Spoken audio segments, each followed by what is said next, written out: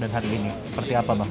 Ya, demo hari ini agak meningkat karena faktor kemarin ada yang meninggal ya dari pihak ojek online ya, ojol ya. Iya.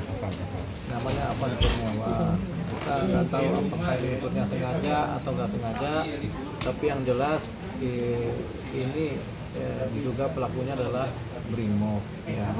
Korbannya adalah pihak swasta ya.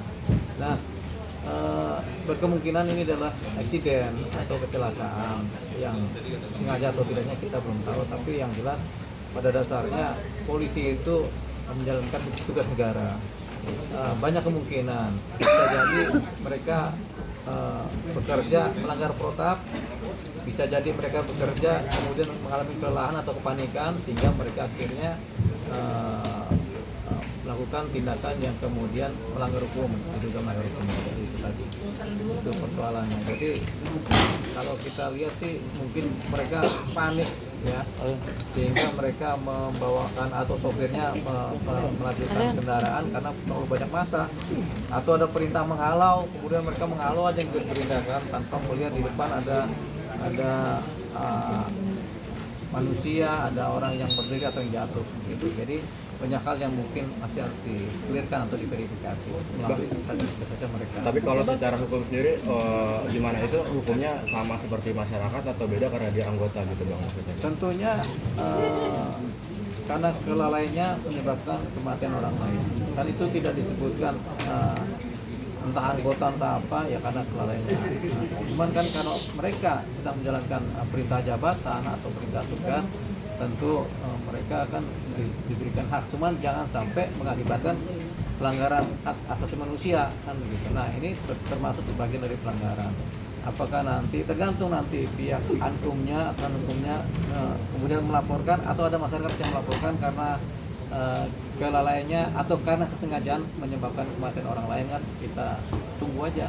Kalau ada laporan, baik laporan tipe A maupun tipe B, ya kalau ada itu dijalankan. Kalau ada masyarakatnya nggak puas, bahwasanya ini dilihat sebenarnya ini kesengajaan, ya dilaporkan sebagai supaya suatu laporan pidana. Tadi kan sudah dirilis ya Bang, ada 7 orang di Mabes Polri sendiri, tapi dijelaskan bahwa sampai saat ini statusnya itu belum tersangka. Ya, tentunya ini harus makanya verifikasi jelas ya, siapa berbuat apa, bagaimana mereka melakukan tindakan, kemudian apakah mereka lalai, apakah sengaja, itu dulu. Di atasnya lalai atau sengaja, apakah ada perintah atasan gitu. Jadi itu yang kemudian harus didetailkan, ditanyakan secara detail. Kalau sudah ketemu itu, baru kemudian bisa dipetakan apakah mereka sengaja melakukan atau lalai melakukan, karena kelalaiannya menyebabkan matinya orang lain kan. Nah, itu setelah itu dapat bisa dibikin laporan tipe A oleh ankumnya sendiri, melaporkan mereka sebagai suatu laporan polisi, baru mereka bisa ditersangkakan. Atau ada masyarakat atau keluarga yang kemudian tidak puas karena ini memang faktanya adalah meninggalnya seseorang, pihak keluarga kemudian melaporkan menjadi suatu laporan polisi. Ini yang kemudian akan menyebabkan menjadi tersangka. Pada titik tadi pemeriksaan itu adalah pemeriksaan propam, profesi dan pengamanan, yaitu lebih kepada titik berat aturan-aturan prosedur kerja kepolisian. Jadi belum ada hukum pidana yang dimasukkan dalam situ. Jadi hukum pidana harus ada pelapornya. Gitu. Kalau untuk etiknya sendiri Bang, itu secara paksa atau memang udah otomatis?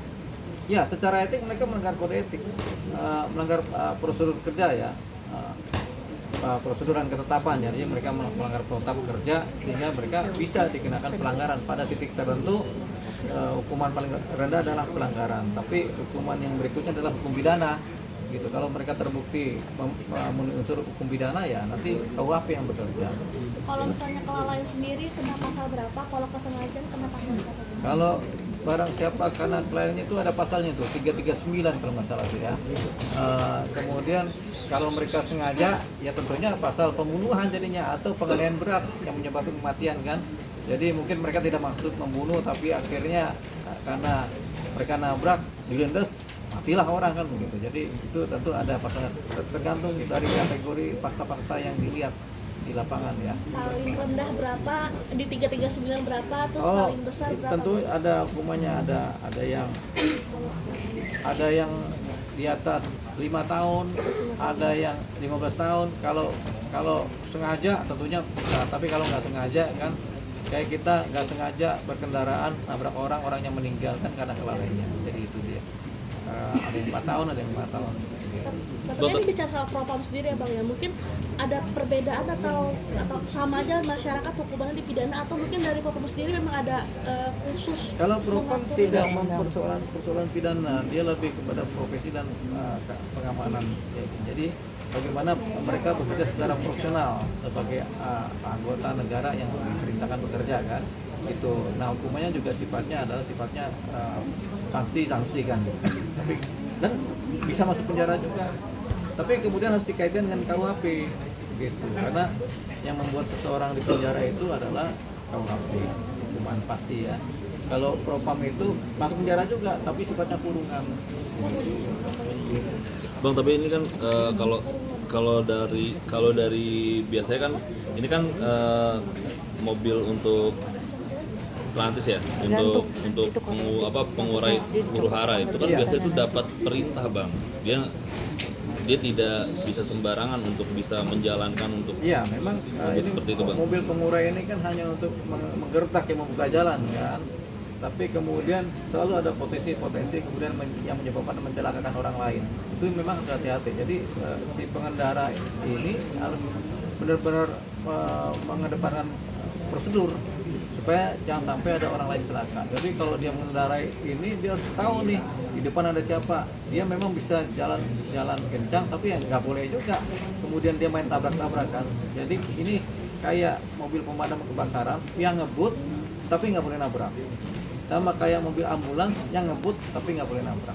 Ada terindikasi gak sih mungkin ada arahan juga dari atasan untuk bisa menguraikan biasanya kan itu bang? Ya tentunya kita nggak tahu ya, kalau indikasi kan tergantung bagaimana kita melihatnya ya. Tapi yang jelas kalau dari dalam kita nggak dapat itu adakah apa perintah secara sengaja untuk ngapain enggak. Tapi yang jelas perintah sederhana ada, yaitu tolong ini gunakan sebaik mungkin untuk mengurai supaya konsentrasi massa tidak terbentuk kan. Mungkin begitu. Bang, misal dikurung gitu bang, itu jabatannya langsung dicopot atau ada kemungkinan bisa kerja lagi bang?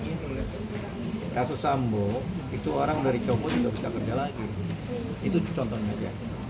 Berarti penegasan ya bang, walaupun saat ini statusnya terduga pelanggar, tapi kalau misalnya ada yang memperkarakan hukumnya sendiri bisa jadi TSK juga ya bang? Bisa jadi dong kayak gitu. Berarti harus ada yang melaporkan? Iya, laporan ini bisa laporan tipe A, laporan dari polisi sendiri, bisa juga dari masyarakat, dari keluarga atau siapapun juga yang ini kan kasus yang delik pidana murni jadinya kan.